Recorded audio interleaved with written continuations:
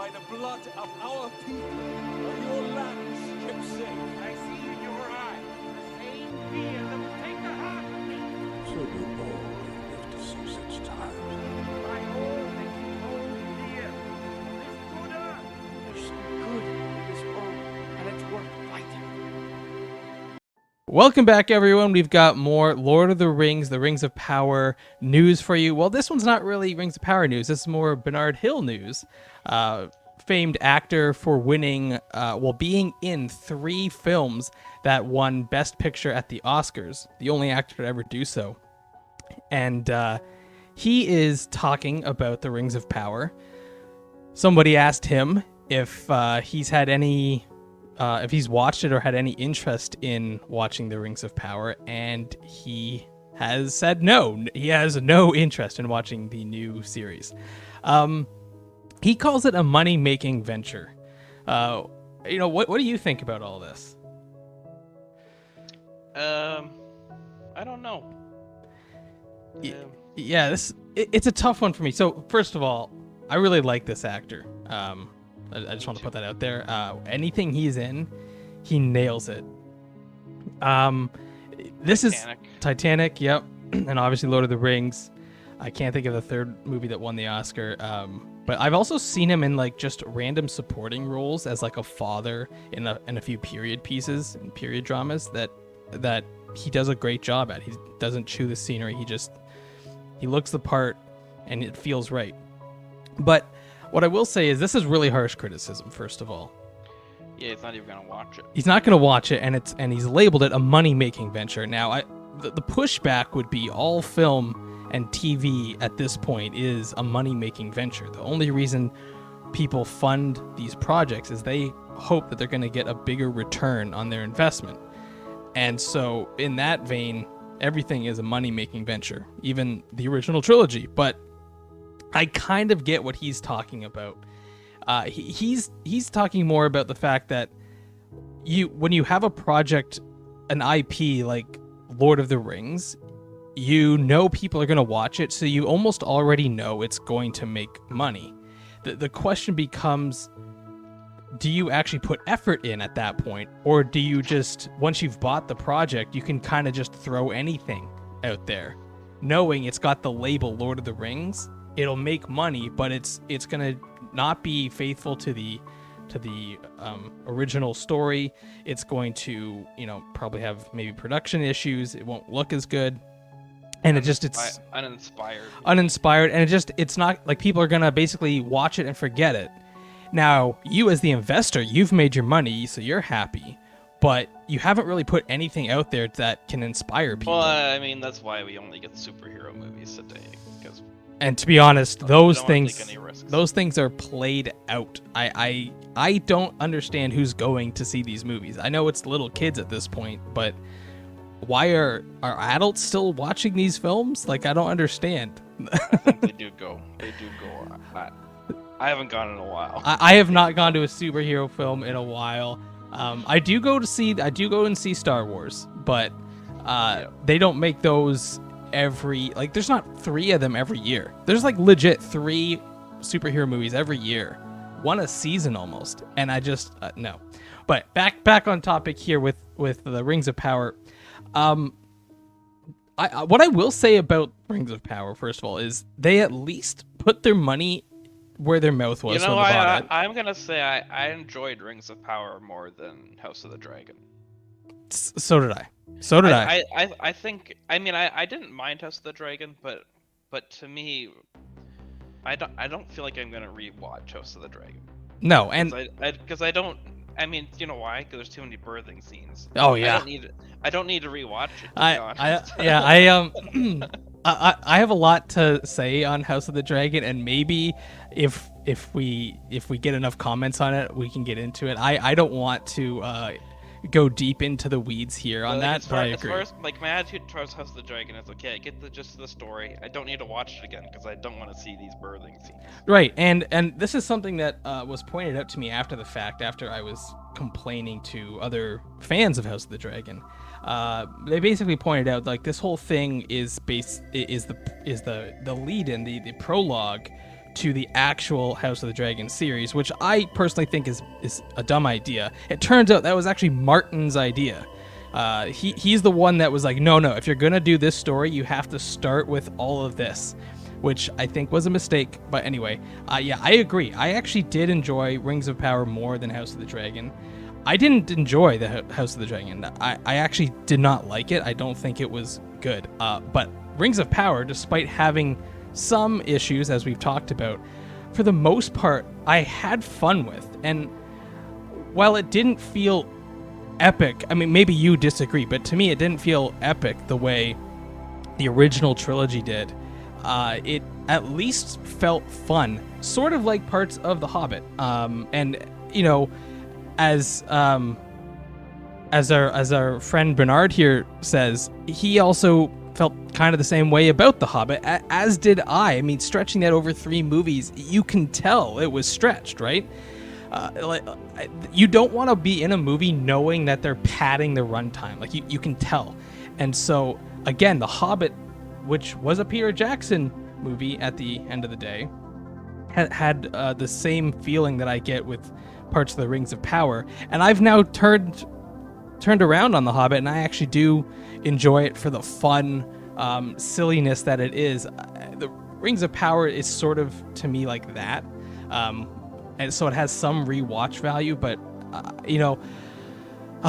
whenever I'm watching these, like the Rings of Power or The Hobbit, all I want to do is turn it back to the original trilogy. Like, I was watching The Hobbit just the other day, and I just wanted to stop and watch the original trilogy.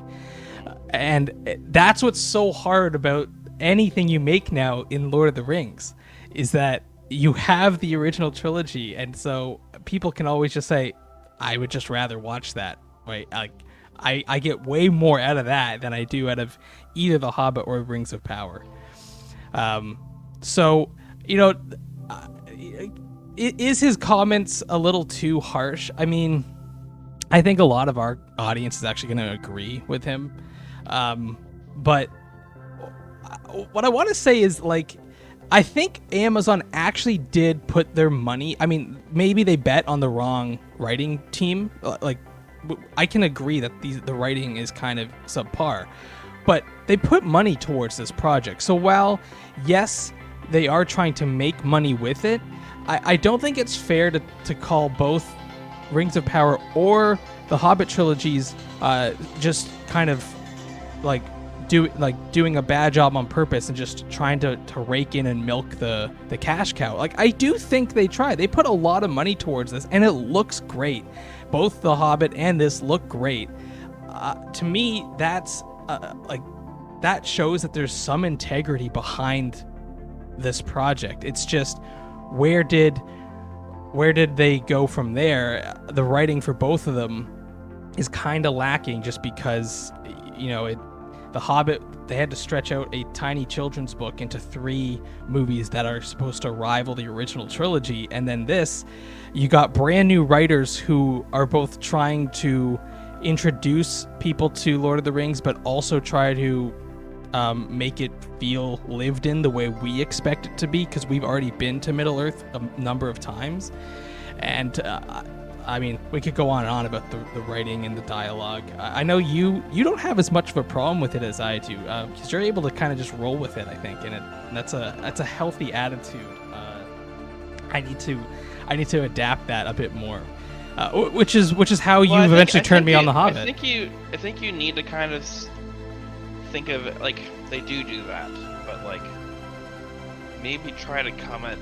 I know it's impossible to do, but pretend you've never read the books or seen the movies, and that these lines are original. Is it okay when you do that? Okay, yeah, I think that's a great mindset, but even with that, like, the first line of dialogue in the Rings of Power about the ship or the boat and this rock, like, no matter what, doesn't matter if I've ever touched Lord of the Rings, that line is just bad. and that starts you on your journey, and it's just like think about the intro to the original trilogy. There is so much dialogue there. It's literally just Bilbo, like, talking, and it's so good. Like I could watch that over and over and over again. It's just so different, and that yeah. So anyway, I wanted to touch on this just because we've seen multiple people talk about the Rings of Power. We've seen some former Lord of the Rings actors come out in support of it, saying, this is Lord of the Rings for a new generation. A lot of the hobbits from the original trilogy came out in support of it, but this take is while harsh and accurate to a degree. Like obviously they're trying to make money with it. I do think that the fact that they really did put a lot of money towards the visuals in this, to me, that I'm happy that they did that, right? Like imagine if this is the same show but with zero budget, like that would then tell me like they don't care at all. But I do think they care. It's whether or not they can actually pull it off. I think that's where the question needs to be. People thinking that they're just doing, like, they just don't want it to be good. That doesn't make sense. Like, they're trying their best, right? Like these writers are trying. And did it make money? Like, did people sign up for Amazon because of this? Well, so that's the question, right? Like, how much does this? I mean, this is the same as Netflix. Prime anyway. Like, but this is the same as Netflix. So then, like with Netflix, they do the same calculations, and like yeah. So did it actually make money? Like they claim it did. They like it apparently had a lot more people watching it than House of the Dragon. But again, like you said, everybody already has Prime, so like they're gonna watch it because it's there. Whereas you might not have HBO. Or you might pick up HBO just for House of the Dragon and then turn it off. And I did that. Yes. There you go. I don't have HBO anymore. Yeah, I do that too. So like with HBO, with Disney, heck, I'm even gonna probably do it with Netflix. Like I'll pick it up for something I'm interested in, but then I'll just if I'm not watching it, like I'm not really watching anything on HBO, so I just don't have it. Same as Disney, although I might have to pick it up for the new show. Yeah, so at the end of the day, like, did this actually help Amazon? I mean, they're still gonna continue this for 5 seasons, and maybe that's where we'll really see if this has an impact. Because I'm actually gonna say I don't know if it was a money-making what did he say, money-making venture. I think, actually I think it was more of a Jeff Bezos vanity project. Well, he's a gazillionaire, I'm a gazillionaire, I'm gonna do something cool. Yeah, I've heard that too. I've heard that too. Now I you know, it very well could be, right? Like he literally is like, hey, what's the biggest IP that we can just buy to have on our platform? Lord of the Rings, to do it. But the other side of it is how many people signed up for Amazon Prime because of the show. I don't know if we'll ever get those numbers, and if we do, we'll talk about it and see. But the other aspect is how many people kept their Amazon Prime because of it. Maybe that's the other calculation. Like if you're not buying stuff on Amazon and you're not watching, like they don't have a ton of stuff. I'm gonna say something that I realized I just sound like a total shill.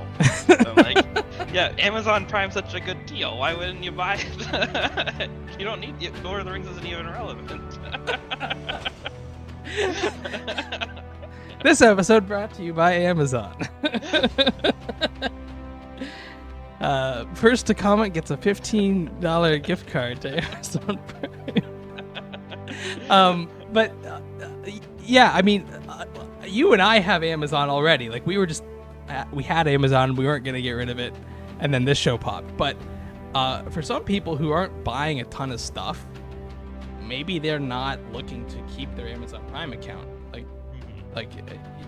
I can see some people, like there's people in my family and friends of mine who have Amazon Prime, did not watch the show. True. And are just thinking like they don't want Amazon Prime anymore, they don't use it.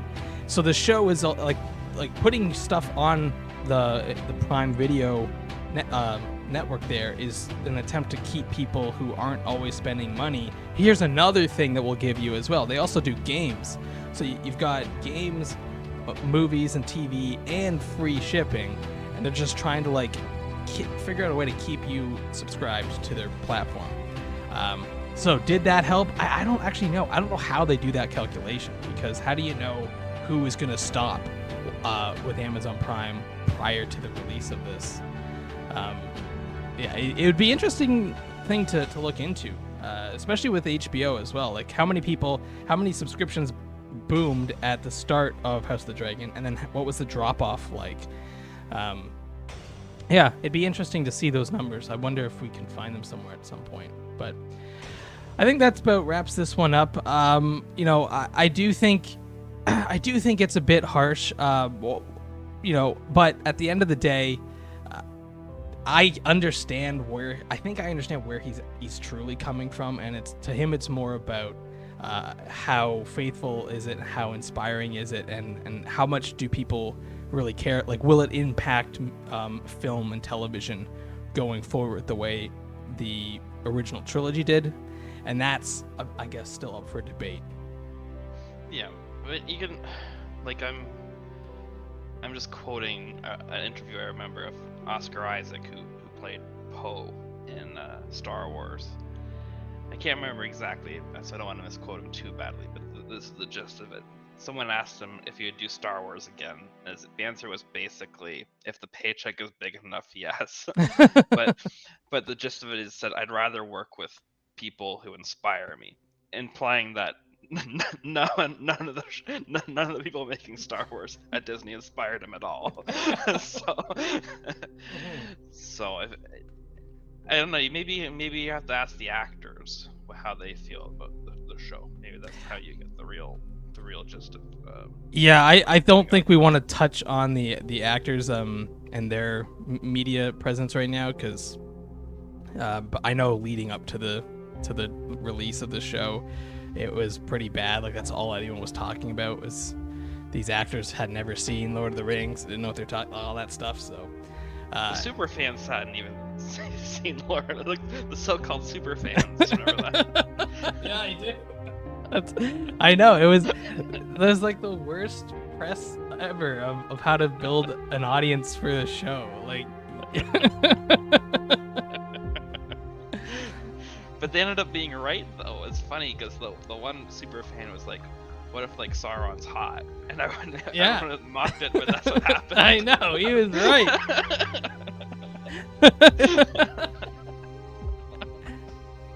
Yeah, and now I can't stop rooting for Sauron in the original trilogy. Damn you, Rings of Power. But yeah, I think that I would actually like to see Bernard come back in in the animated Rohirrim movie. I would love to have his voice added to that, but I wonder how he feels about that, to be honest, because that's animated. Can that be? Oh, here. Maybe he's mad because Theo becomes the Witch King, and the Witch King kills his character. I see. This is why he doesn't like the show. Yeah, because he's like, they're making my murderer out to be some poor helpless kid, when no, he was a baddie villain that had this crazy flailing mace. But I think that about wraps this one up. Let us know what you guys think in the comments down below. I think I know what those comments are going to say, but do you agree with Bernard Hill on this, or do you think these comments are a little bit harsh towards the Rings of Power? I regret to announce this is the end. I bid you all a very fond farewell.